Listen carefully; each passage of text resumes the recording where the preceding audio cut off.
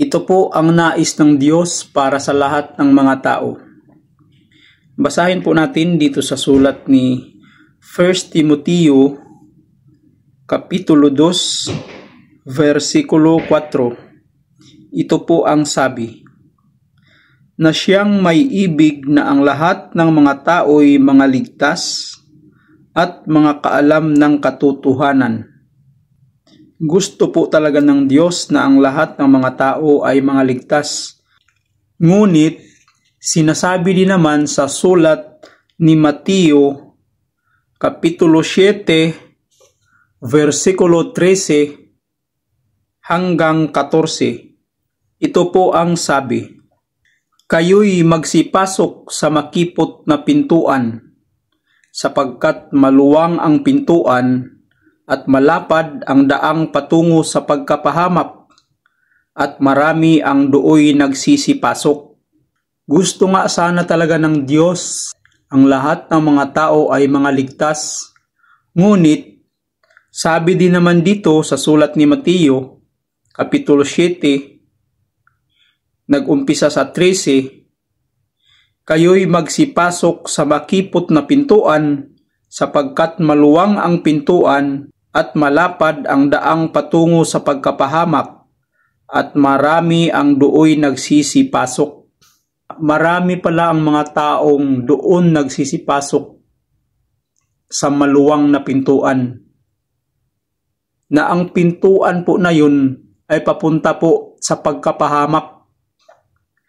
At sa 14, sapagkat makipot ang pintuan at makitid ang daang patungo sa buhay, at kakaunti ang nangakakasumpong noon. Nais nga talaga ng Diyos na ang lahat ng tao ay mga ligtas.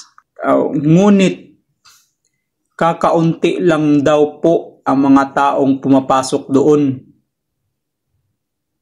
Sapagkat makipot ang pintuan at makitid ang daang patungo sa buhay, at kakaunti ang nangakakasumpong noon.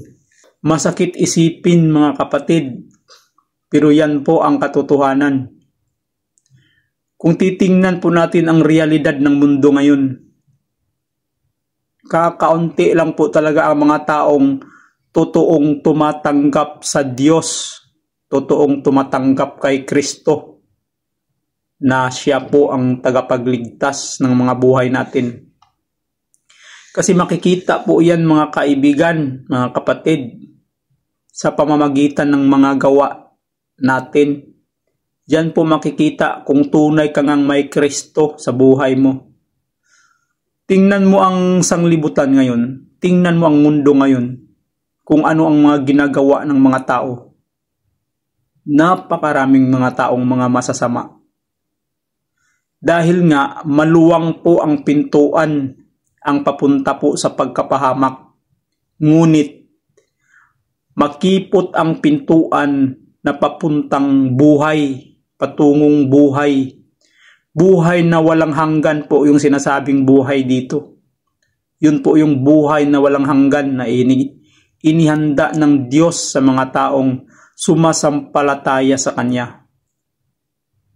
Kaya hindi pa po huli ang lahat, mga kapatid.